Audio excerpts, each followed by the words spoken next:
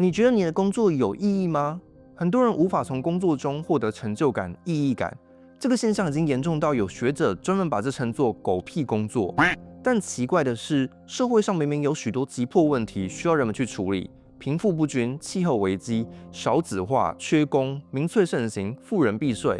為什麼社會上多數人的工作都不被鼓勵去處理這些重要問題，反而是在做一些狗屁工作呢？今天這支影片要介紹的這本書《暴富》，就要來解析為什麼許多有才華的人都在做一些沒有社會貢獻的工作，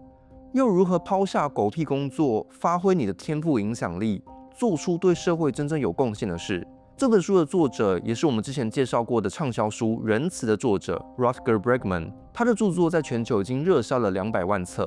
這支影片我們就來談談，要怎麼判別你的工作有沒有意義，我們又應該如何找回道德抱負，讓我們的工作既可以實踐自己的理想，又對世界創造正面的貢獻。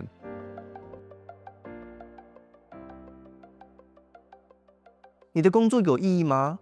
作者根據2個標準，把所有工作分成4類，分別是有沒有理想跟有沒有野心。第一類工作是既沒有野心也沒有理想的，例如很多工作是連員工自己都不曉得這種工作存在的意義是什麼，也就是人類學家 David Graeber 所說的狗屁工作。之前我們介紹過一集狗屁工作的影片，想知道更多的話，請去觀賞這支影片。要知道自己做的是不是狗屁工作，你可以想想看，如果公司裡的員工都罷工不做事，社會是否可以照常運作？除了狗屁工作以外，有些工作是靠傷害別人來賺錢的，像是幫有錢人逃漏稅的會計師，推銷老鼠會直銷的業務員，還有各種賭博、香菸產業的工作。這些工作就算消失，世界也不會變差，可能還會變更好。2020年的一項研究甚至發現，薪資跟道德有某種負相關。薪水越高的工作，常常是越不道德、社會觀感越差的，像是金融業、博弈業、菸草業。一項工作對社會越有用，獲得的報酬反而越少，仿佛資本主義制度就是在獎勵那些不道德的行為，懲罰對社會有貢獻的人。還有一種人是連正職都沒有，透過炒房、炒股票來致富。當今越來越多人向往這種生活，透過打造被動收入實現財富自由，這樣就可以每天遊山玩水，不用工作。這也被作者歸類在沒有野心也沒有理想的區域，因為你看似是擁有自由，但也意味着你將成為一個對社會沒有貢獻的人。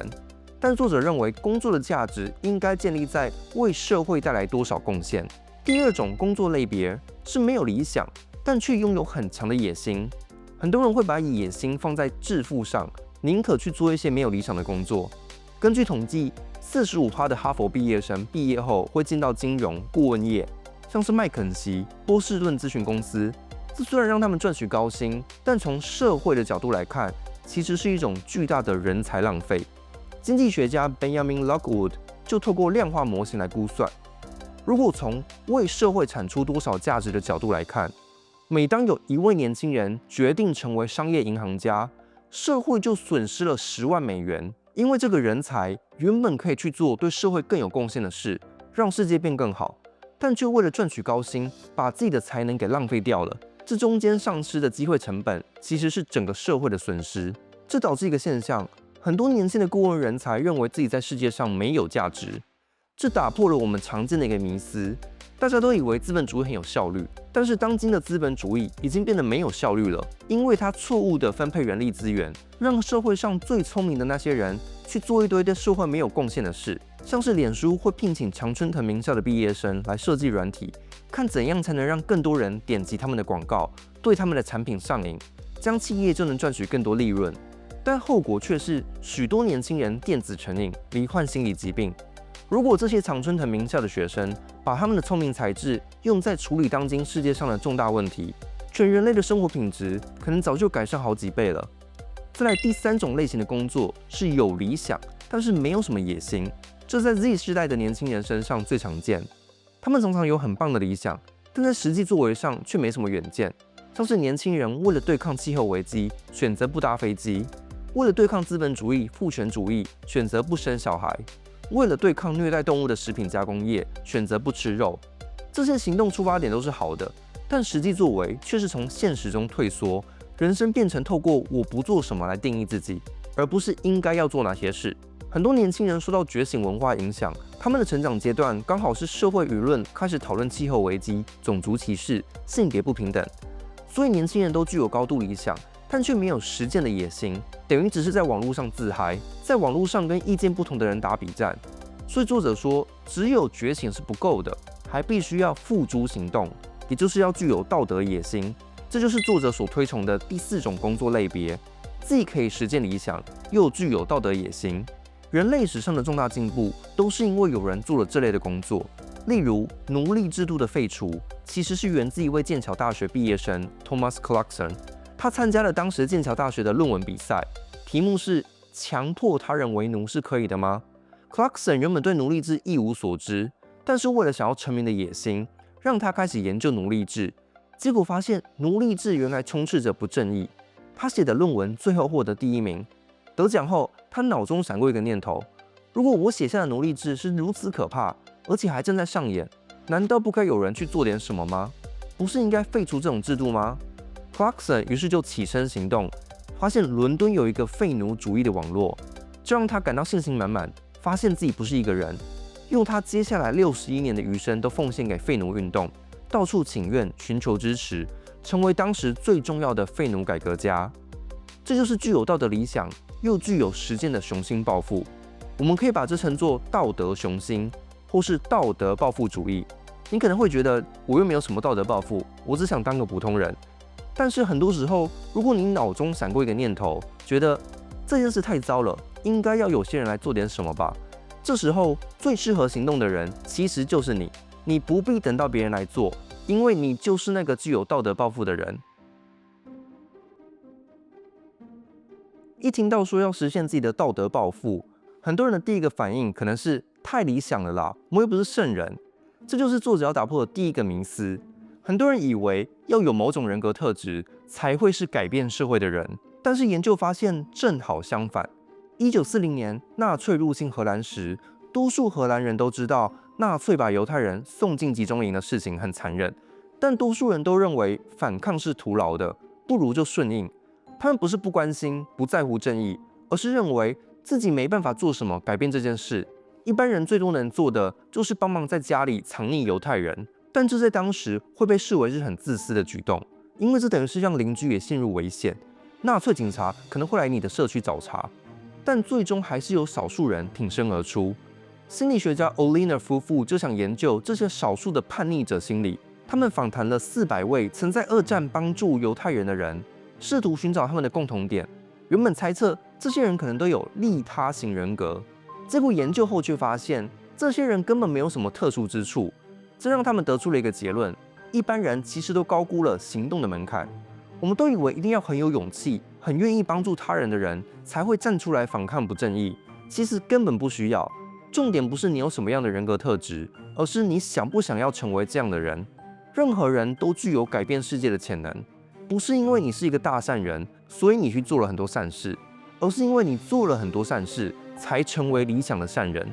心理學家進一步研究發現，要促使人們願意採取行動，有一個關鍵要件，就是要有人先提出要求。多數人其實不會自己跨越行動的門檻，而多半會採取觀望態度。要讓人們願意站出來，必須先有人提出要求。如果有第一個人先站出來，後面的人就會陸續跟上。哈佛學者 Cass Sunstein 把這稱作傳染理論。道德野心是會傳染的。當你散播一種看待世界的新方式，被感染的人就會願意起身行動。例如講到美國民權運動，大家都會想到馬丁路德金恩，但他其實不是第一個站出來的。真正關鍵的起義是在1955年 ，Rosa Parks 在公車上拒絕讓座給白人，違反種族隔離的規定，被警方逮捕。這件事引發了公車抵制運動，在蒙哥馬利市遍地開花，感染了當時才26歲的馬丁路德金恩。他在事發後甚至說：“如果1年前有人要我領導這場運動，我會避之唯恐不及。”但是當時有人已經先發起要求後，你就不會覺得自己很突兀，反而會覺得是跟上了時代的新潮流。所以人類學家米德就說：“絕不要懷疑一小群有想法的公民可以改變這個世界。”事實上，所有改變的發生都是源自於此。接下來的問題就是要怎麼找到願意帶領風向的第一批人呢？作者的建議是自己創立一個邪教。如果你想要實現某些理想，就不能怕被視為異端分子。人類歷史上的進步聲音，一開始都會被視為邪門異端。例如英國的廢奴運動，一開始其實是由貴格會推動的。他們當時在全英國只有6萬人，不到1%的人口。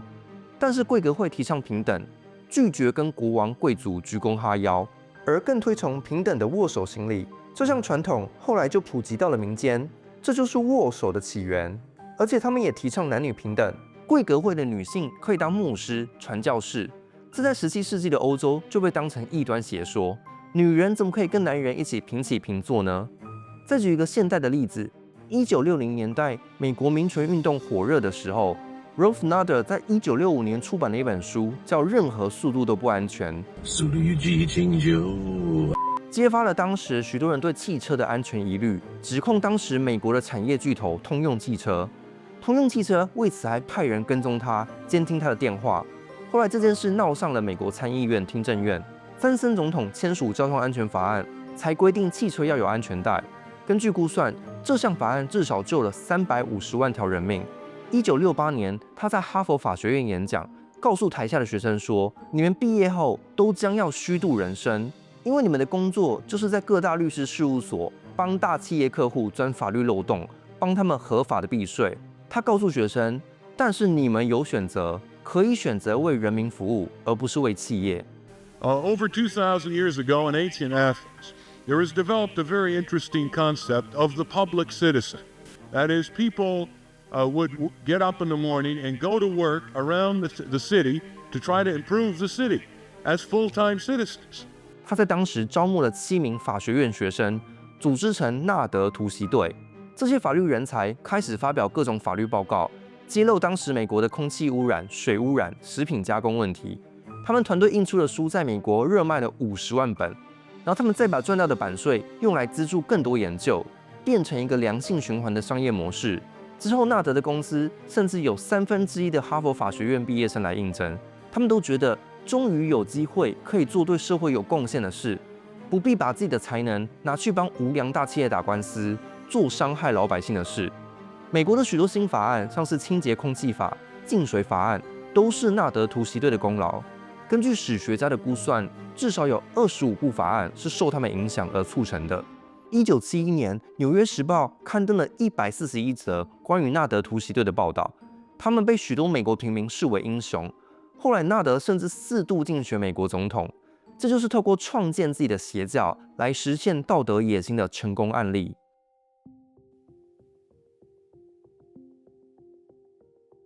現在作者要來批評一下當今很多覺醒文化、社會正義戰士，這些人都有一個問題，他們懷有崇高的道德理想，常常覺得自己是政治正確的一方，所以即便輸了也沒關係，只要堅守道德高地就好。這被作者稱作高貴的輸家。這些人只追求站在歷史上正確的一邊，而不是真的創造歷史。結果就是當今社會上充斥着一堆進步分子，但是社會卻在原地踏步。2008年金融危機後，抗議的運動數量增加了3倍，但是資本主義的貧富差距卻是越來越大。2020年，美國爆發黑人的命也是命運動，全美1500萬人走上街，但卻沒有實際促成什麼立法。相比之下，真正推動社會進步的人都有一個特點，就是要贏，要把勝利視為自己的道德責任。例如60年代美國民權運動為了贏得勝利，就會用不同的策略來博取支持。Rosa Parks 原本隸屬於一個激進的黑人女性團體，但是事件爆發後，為了贏得白人的支持，她就刻意表現得不那麼激進，營造出穩重形象，來博取更多白人支持，這讓他們成功延續了381天的抵制運動。美國最高法院最後裁定，公車的種族隔離違反憲法，讓民權運動獲得最終勝利。但是當今許多的進步派人士卻不在乎勝利，只在乎自己的道德優越感。作者就指出，要實現道德抱負，我們應該避免幾種幻覺。第一，就是覺醒文化的幻覺。很多年輕人以為自己參與了覺醒文化，就佔據了道德高地，但事實上，很多人只是在網絡上喊口號，沒有實際付諸行動。最常被拿來批評的就是很多環保人士批評污染，但自己卻常常搭飛機去參與國際會議。很多覺醒青年覺得自己是正義的一方，但重點不在於你是否是正義道德的，重點是你的正義要能夠勝利。第二種幻覺是意圖善良的幻覺，很多人認為要為社會貢獻心力，就去做慈善就好啦。他們會定期捐錢給慈善團體 NGO， 覺得這樣就盡了一份心力，認為自己是善良的人。但你如果去看很多 NGO 的財務報表，就會發現很多錢可能是花在行政開銷，或是機構用做慈善的名義來自肥。所以即便社會上充斥了這麼多的慈善事業，但你沒有發現社會上的問題還是一直都存在嗎？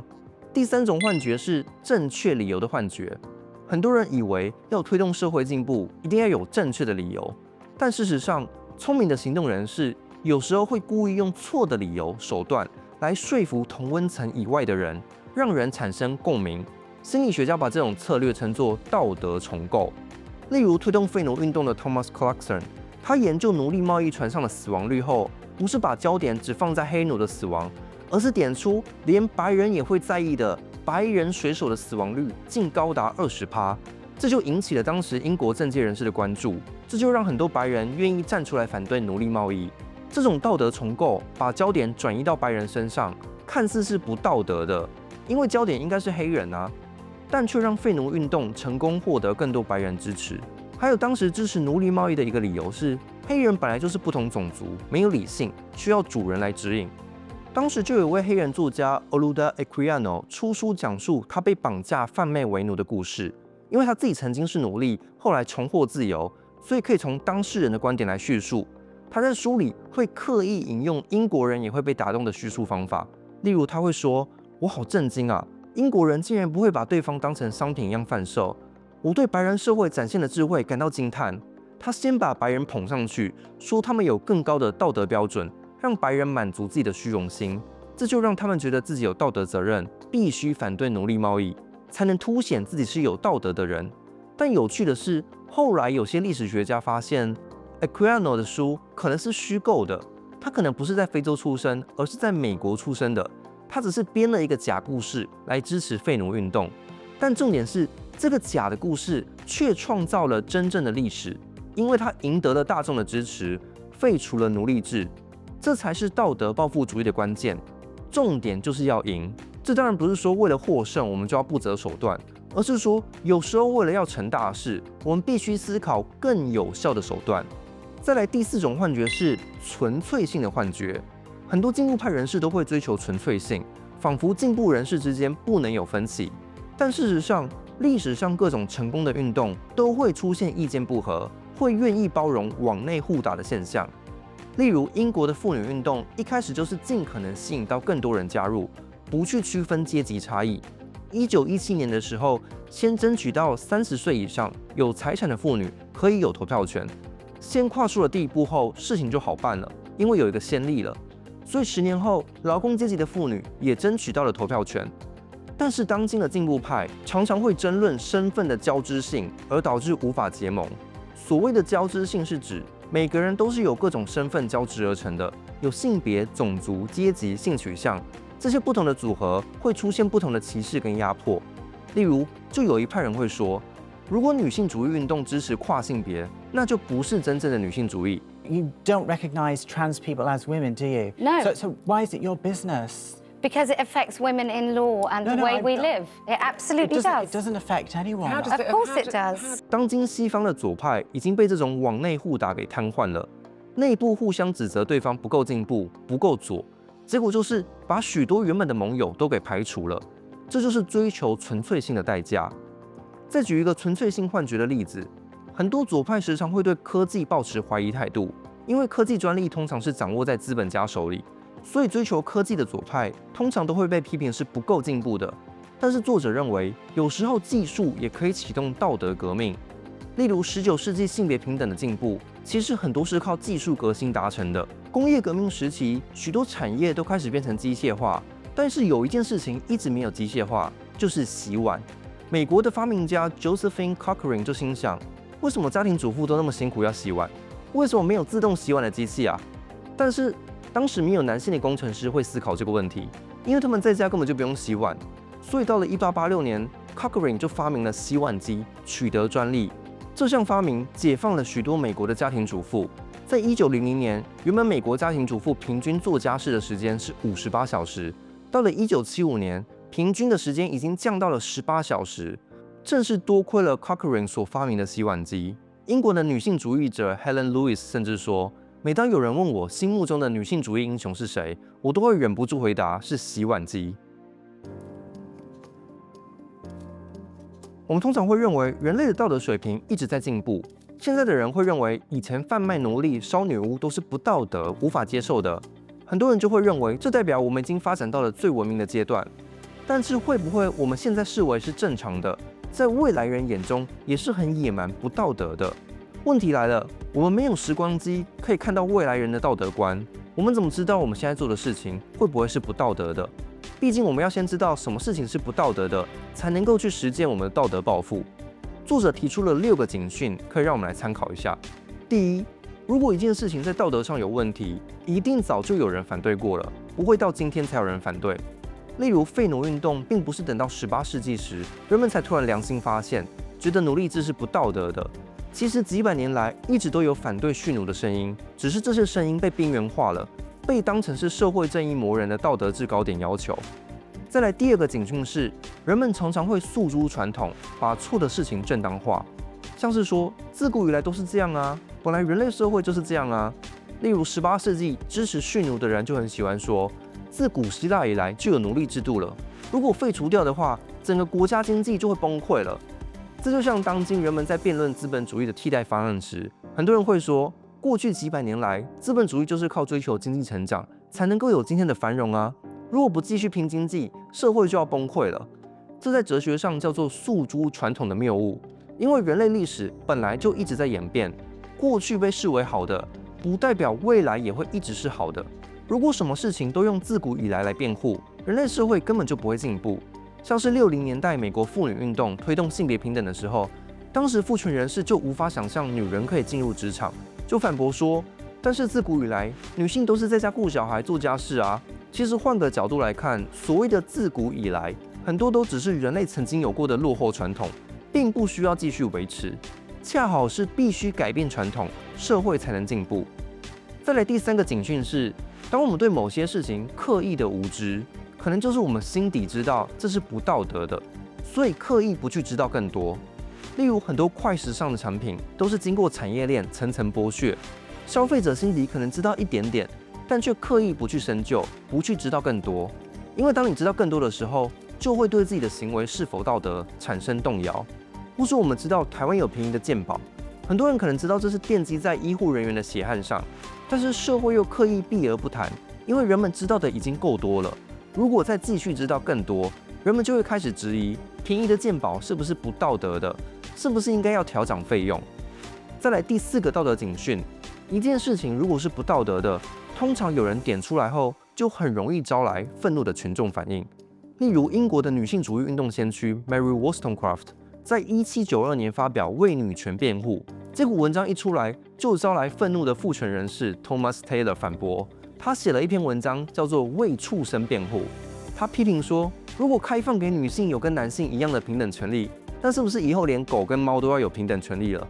我們現在都知道這是典型的滑坡謬誤。如果有大批群眾會這麼生氣的去攻擊某個進步價值，很有可能就是因為他踩到了某個痛點，點出了社會上存在不道德的事。第5個道德警訊是，一件不道德的事會讓你很難跟小孩解釋，因為兒童還沒有經歷過社會化，很容易就可以看破大人的虛偽。例如，美國還有種族隔離制度的時候，白人小孩不能跟黑人小孩一起玩過夜。當時白人小孩就會問爸媽說，為什麼他不能留在我們家？父母不知道怎麼解釋，就要找各種理由說，啊，家裡沒有地方讓他睡啊。白人小孩就會反問，但是我的床明明很大啊。這就讓父母啞口無言。最後第6個警訊，我們可以想象，有什麼事是從未來人的角度來看，可能會覺得很野蠻的。就像我們現在看200年前的奴隸制，也會覺得當時的人很野蠻。未來100年後，我們的後代子孫又會怎麼看當今的社會？如果回顧過去半世紀的道德觀演變，我們會發現進步時常發生在一件事情上，就是道德圈的擴大。人們先認為權力應該要擴張到所有男性公民，再來出現女性主義運動，讓權力擴大到女性身上，再來又出現兒童福利、同志解放，讓權益再擴大。到了20世紀末，又出現動物解放運動，越來越多科學實證研究發現，動物世界就連小蝦子都有感受痛苦的能力。所以作者認為，動物解放很可能就是下一波道德革命。因為從動物解放運動中，你就可以看到我們前面講的許多道德警訊，像是歷史上早就有許多人反對剝削動物，從古希臘的畢達哥拉斯到文藝復興時期的達文西，再來許多消費者不會進一步去理解肉品來源，這就是一種刻意的無知。大家可能聽過工業養殖場很殘忍，但多數民眾不會進一步去知道發生什麼事。還有，每當動保人士出來呼籲要吃素的時候，就常常會被攻擊說不要自以為吃素就是道德高尚。再來是大人跟孩童對動物有不同的道德觀，小孩子通常覺得吃動物很殘忍。一項研究調查發現，有4%的兒童認為不應該吃牛跟豬，大人似乎也有意不讓孩子知道，他們所吃的肉跟卡通裡的佩佩豬是同一種動物。因為如果小孩知道了，可能就會對大人的道德觀產生懷疑。所以以上6個警訊就是作者提供給我們的評估一件事情會不會被後代視為不道德的方法。我們可以用這些標準來評估如何推動社會進步。這支影片我們介紹了道德報復主義。我們現在覺得200年前的人支持奴隸制、父權制很野蠻，未來100年後，我們的後代子孫回顧我們這個時代，肯定會覺得100年前的人竟然允許貧富不均到這種地步，竟然放任資本主義無止境開發，破壞地球環境，實在是太野蠻了。從未來人的角度來看，我們也許都是一群不道德的野蠻人。要改變這樣的情況，我們需要的可能是一場道德革命。